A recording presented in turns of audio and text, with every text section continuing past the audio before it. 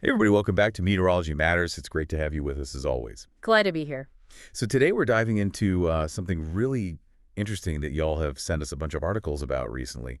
And it seems like it's kind of making a comeback, and that's the Alt National Park Service. The Alt NPS. Yeah, so to help us kind of unpack all this and connect the dots, we have an expert here with us who's really good at kind of seeing the big picture. Well, thank you. It's a fascinating topic. It is. It is. So these articles, point out that this whole Alt NPS thing first kind of popped up in 2017 as a reaction to the Trump administration's, attempts to control the narrative and like the flow of information, especially when it came to climate change. Right. Yeah, particularly around climate change. There was a lot of pushback during that administration around the communication of science. Right. And it's interesting because now in 2025, it's like we're seeing kind of a resurgence of that same kind of energy.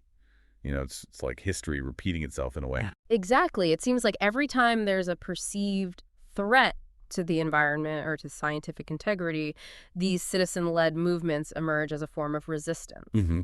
Yeah, and one of the things that really stood out to me in these articles was the Badlands National Park incident back in 2017. Oh, yeah, that was a pivotal moment. When the park's official account tweeted about climate change facts, and then the tweets were just like deleted. Yeah, it was a really blatant attempt to censor information, and it really sparked this wave of unofficial rogue accounts popping up to fill the void. And that's where the AltNPS Twitter account kind of came onto the scene, right? Exactly, at AltNetParkSir, which is what it was called at the time. It just exploded in popularity and became a voice for people who were concerned about the environment and wanted to stay informed. And I think a lot of people just assumed that it was park rangers running that account. Right, there was this widespread belief that it was park employees who were sort of going rogue and speaking out against the administration, but it wasn't. One of the articles we were sent includes this really interesting interview with one of the creators of the account. Oh, wow. And it turns out it was actually this group of international activists and journalists who were behind it. Really? Yeah, they were really worried about the implications of the Trump administration's policies on the environment, so they decided to create this platform to share information and mobilize people. That's wild. And they were anonymous, right? For obvious reasons. Right. They were afraid of repercussions if their identities were revealed, and they actually talk in the interview about these internal debates they had about how to operate the account. Should they stay completely impartial, or should they take a more politically active stance? I can only imagine how tough those conversations must have been. Oh, absolutely. They were walking this tightrope, trying to be a source of credible information while also navigating the very real risks associated with speaking out against a powerful administration. And eventually they ended up handing the account over, didn't they? Yeah, they did. They changed the handle to @NoteAltWorld, and then there was another account that kind of took over called @AltNPS, which was raising money for the National Park Service. Right, and even that account claimed to be supporting the parks, but it wasn't actually run by park employees either. Exactly. It was all very murky, and there was a lot of concern at the time about these rogue accounts potentially misleading the public, especially since they had such large following. It was the Wild West of social media activism. It really was, and now here we are in 2025, and the Alt NPS is back, this time mainly on Facebook, and they're still all about protecting the environment, but their focus seems to have shifted a bit. Right now they're directly criticizing the actions of the second Trump administration, which, it makes sense. Yeah. They've been pretty active since the inauguration back in January. Yeah, absolutely, and I think it's a really interesting evolution. They're still pushing back against perceived threats to the environment, but the context has changed. They're calling out specific actions by the administration, everything from dismantling U.S. side to pressuring federal employees to resign. Yeah, let's actually take a look at some of their Facebook posts, because some of them are pretty eye-opening. Their page is just full of examples of what they see as the administration crossing the line. What kind of examples are we talking about? Well, like this one about Elon Musk's staffers being present at USAID and having access to sensitive data. Okay, that's definitely something worth digging into. What's the Alt NPS's take on that situation? They're basically raising concerns about transparency and potential conflicts of interest. USAID is now barred from any external communication. Key operations are frozen, and these Musk staffers are just kind of there in the midst of it all. And this is all happening under the guise of efficiency, right? Right. They claim they're just trying to streamline things and cut costs, but the Alt NPS is painting a very different picture. It sounds like they're suggesting that there's a deeper agenda at play, perhaps an attempt to control the narrative around USAID's work, or even to undermine its mission. Exactly. And then there's this other post about pressure on federal employees. Yeah. The Alt NPS is claiming that employees are being forced to resign or Yeah. face termination, which, I mean, that sounds pretty drastic. That does sound concerning, especially in light of what we've been talking about with the suppression of dissent within the government. Right. And if you connect that to the broader political landscape, it raises some pretty big questions about the administration's motives. Like, are these actions truly about efficiency as they claim, or is there something else going on? Exactly. Are they trying to silence dissenting voices within the government itself? Are they trying to stack these agencies with people who are loyal to the administration? It's hard to say for sure, but the AltNPS is definitely raising some valid concerns. And it's not just limited to individual agencies either. They're also calling out executive orders that seem to target diversity and inclusion programs. And they even mention efforts to reshape the science advisory panels at the EPA. Wow, so it's like they're connecting all these seemingly separate actions and suggesting a pattern, a coordinated effort to dismantle these safeguards. Exactly. They're creating this narrative of a systemic effort to undermine established institutions and policies related to both environmental protection and social justice. That's a powerful narrative, and it's no wonder it's resonating with so many people. It's definitely a lot to process, and it raises some important questions about the role of government transparency and the power dynamics at play, but it's also incredibly engaging. Mm. I can totally see why this movement is connecting with people. What stands out to you the most from all of this? What do you find the most striking about the AltNPS's claims? Honestly, it's the level of detail they're providing. It's not just vague accusations. They're giving specific dates, times, names of individuals. They're even citing legal statutes. That's a great point. They're really positioning themselves as a credible source of information. They're doing their research and presenting their findings in a way that's both compelling and informative. And it's clearly working. The public is definitely paying attention. The comments on their Facebook posts are full of people expressing outrage, demanding answers, thanking the Alt NPS for speaking out throughout. They're sharing their own experiences, contacting their representatives, even organizing protests. It really shows you how powerful social media can be, not just as a way to spread information, but as a tool for collective action. Absolutely. It's a space where shared outrage can be voiced, where people who feel unheard or ignored by traditional power structures can find a sense of solidarity and connection. And that can be a really powerful force for change. Before we move on from that, I think it's really important to remember that we're talking about real people here. Yeah. People whose lives and careers are being impacted by all of this. Like, the anxiety and fear that federal employees are experiencing right now is something that we shouldn't overlook. That's a really good point. And these articles, they paint a pretty disturbing picture of what's happening inside these agencies. There's this one from The Verge that talks about federal workers feeling scared and betrayed. And they describe this like atmosphere of paranoia, constant vigilance, and just a breakdown in communication. It's like the sense of being trapped, Yeah. caught between this rock and a hard place.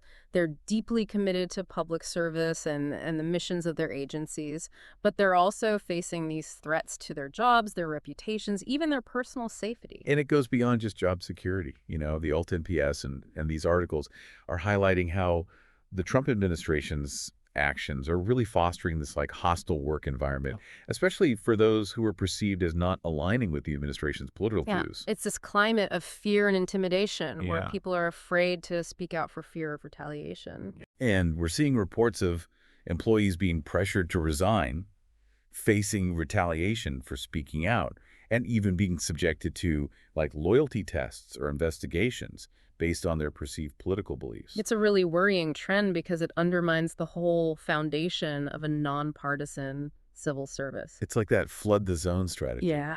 is playing out on a personal level. Mm. Like employees are just bombarded with executive orders, policy changes, conflicting information, and it's like they don't know what to do or who to trust. Right. It creates this sense of helplessness and demoralization because the rules can change at any moment, and speaking out can have serious consequences. The Verge article even mentions that some employees are resorting to using like encrypted messaging apps like Signal Wow. for work-related conversations because they're afraid that their communications on other platforms could be monitored or leaked. That's really telling. It speaks to the level of distrust that's permeated these agencies. They no longer feel safe communicating openly, even with their colleagues. It's a stark reminder of how quickly things can unravel when you have this erosion of democratic norms and trust in institutions starts to crumble. Right. It's not just about politics. It's about the very fabric of our society Yeah. and the values that underpin a functioning democracy. And the repercussions, they reach far beyond just the individuals who are directly affected, right? Of course. Like a demoralized and depleted federal workforce Okay. ultimately hampers the government's ability to effectively serve the public and fulfill its essential functions. Yeah, there's a ripple effect. Right. The fear, the uncertainty, the loss of experienced personnel, it all contributes to this declining morale and a sense of paralysis within these agencies. And that paralysis can have a huge impact on everything from environmental protection and scientific research to public health and safety. Absolutely. And when you have dedicated public servants who are being driven out or silenced, it's the American people who ultimately suffer the consequences. So what can be done to address this crisis? Like, how do we support the federal workforce? Where do we go from here? That's the million-dollar question, isn't it? It is. I don't think there are any easy answers. Right. But I think it's going to require this multifaceted approach Okay. that involves legal challenges, legislative action, public awareness campaigns, and even individual acts of courage and solidarity. We need to hold those in power accountable for their actions. Protect whistleblowers, reaffirm the importance of a nonpartisan civil service, free from political interference and intimidation.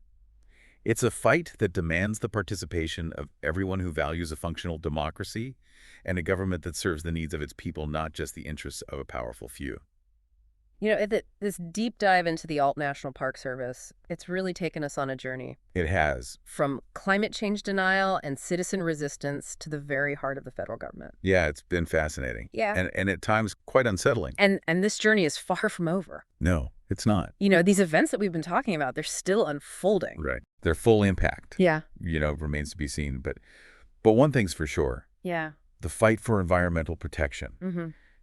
government accountability, and really the very soul of our democracy, it requires our attention, our engagement, our unwavering commitment. It does. And if you're feeling overwhelmed or discouraged by all of this, remember that you're not alone. Yeah. Millions of people share these concerns and are working to make a difference. Connect with them.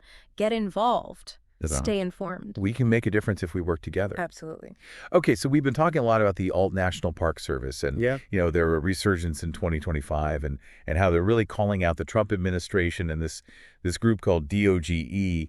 But before we wrap up, I want to kind of shift gears a little bit and focus on the human side of all this. Yeah, I think that's really important. We've been talking about these big picture issues and these political maneuvers, but at the end of the day, this is affecting real people. Exactly. And we have these articles that really shine a light on what's happening inside these agencies. There's this one from The Verge that talks about federal workers feeling scared and betrayed. And they describe this atmosphere of paranoia, constant vigilance, just this breakdown in communication. It's like they're living in a constant state of anxiety. Yeah, and they feel trapped. Like they're caught between a rock and a hard place. Because on the one hand, they're deeply committed to public service and the missions of their agencies, but on the other hand, they're facing these very real threats to their jobs, their reputations, even their personal safety. And it's not just about job security either. It's about this hostile work environment that's been created where people are afraid to speak out for fear of retaliation. Yeah, we're seeing reports of employees being pressured to resign, facing retaliation for speaking out, even being subjected to loyalty tests or investigations based on their perceived political beliefs. It's really disheartening because it undermines the whole idea of a nonpartisan civil service, where people can serve their country without fear of political reprisal. It's like that flood the zone strategy that we talked about earlier.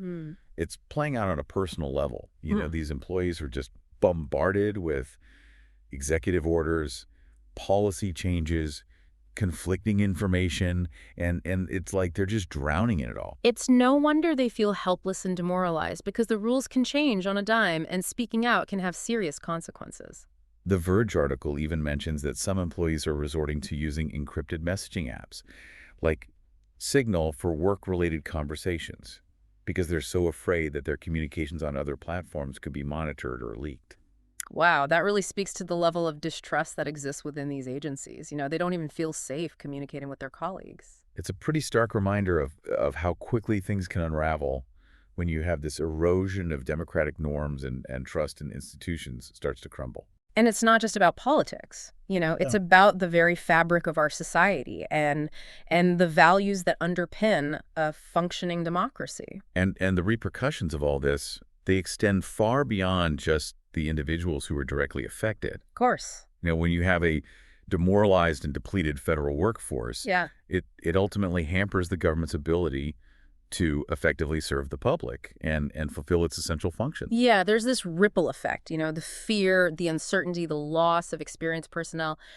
It all contributes to declining morale and the sense of paralysis within these agencies. And that paralysis can have a huge impact on everything from environmental protection and scientific research to public health and safety. Right, because when you have dedicated public servants who are being driven out or silenced, it's the American people who ultimately pay the price. So what can be done? Yeah. How do we address this crisis? How do we support the federal workforce? Where do we go from here? That's a tough question, and I don't think there are any easy answers. But I think it's going to require a multifaceted approach, involving legal challenges, legislative action, public awareness campaigns, and even individual acts of courage and solidarity. I think you're right. We need to hold those in power accountable for their actions. We need to protect whistleblowers. Yeah. And we need to reaffirm the importance of a nonpartisan civil service free from political interference and intimidation. It's a fight that requires the participation of everyone who values a functional democracy and a government that serves the needs of its people, not just the interests of the powerful.